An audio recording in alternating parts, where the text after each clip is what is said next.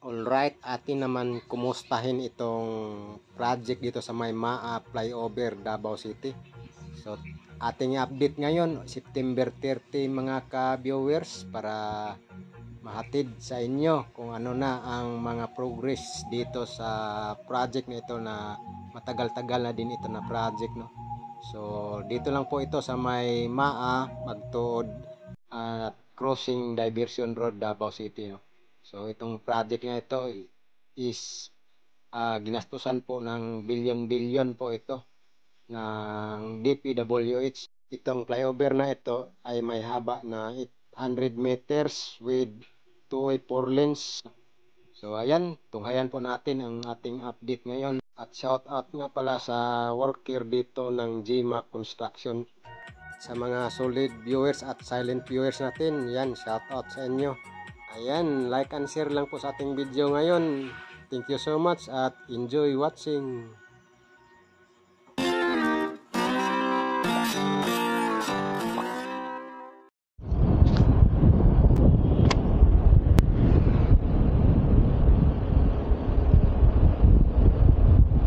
Alright, atin na namang i-update itong Maa Flyover na construction dito sa may Davao City.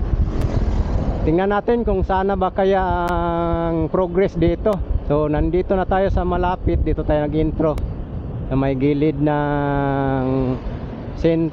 Francis, no? Dito sa may Maa Road. So makikita na natin dito ang flyover. So malaki-laki na palang progress, no?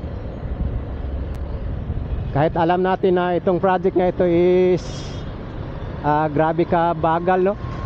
So sa mga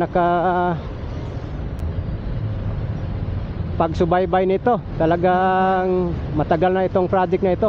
So sa ngayon nandito na sila sa may gitna na talaga ng no, traffic light.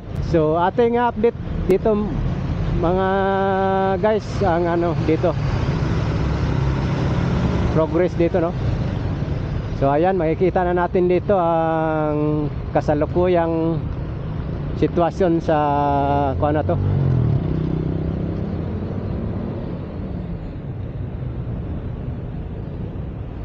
So ayan po. So makikita natin dito na nandito na pala sila sa gitna.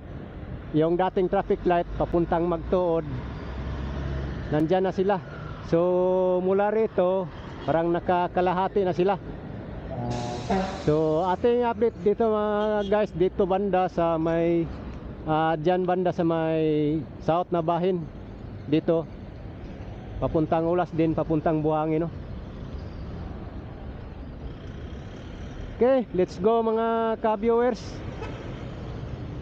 Umpisa natin dito, no? Dito sa may unang ginagawa nila dito. So dito banda naka-flooring na itong saunahan, no?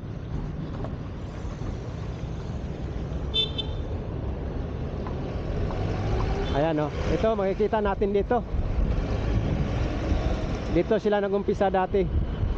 So at least na mayroong movement, no?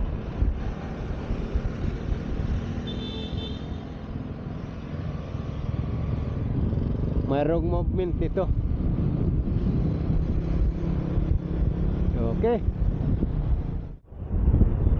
So sa ating pagbalik-balik dito, dito na side, ganito pa rin. So ganito pa rin, no? Dito na side. So ito yung palabas galing ng Monterich. So may mga high-end dyan na village, no? High-end na mga bahay.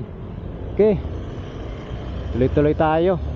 So atin lang binalikan ito para mayroon din tayong update dito. Hindi kasi tayo palagi rito mag-update, no? Dahil alam natin na matagal na itong project na ito. Kasi yung iba nagsasawa na sa project na ito, eh. So atin lang i-update ngayon para makita din ninyo ang kabuuan nitong progress dito, no? So ito na yung malapit sa tapat ng simbahan ng St. Francis. Tsaka sa dating may traffic light dito. Ayan o, makikita naman natin dito na nakatawid na sila dito sa may traffic light. Ayan o. Oh, may girder na dito. So bali, isa, dalawa, tatlo. Tatlong pair na lang ang lalagyan ng girder. Okay, dito na lang. Thank you so much sa inyong panonood nitong update natin. Like and share lang nitong video, no. So let's go sa ating drone shot dito. Pakita natin yung aerial. Okay, what's up mga ka-viewers?